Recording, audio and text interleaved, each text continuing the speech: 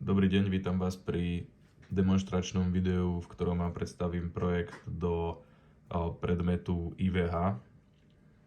Takže máme tu otvorené vývado, máme tu otvorený náš projekt a vygenerovaný bitstream a máme pripojené zariadenie aj teda s pripojeným displejom. Dáme program device, čím sa nám teda nahrá náš bitstream do nášho zariadenia a vidíme, že sa spustí teda priamo naša implementácia. Najskôr prvých 20 sekúnd prebieha klasické počítanie a zobrazovanie.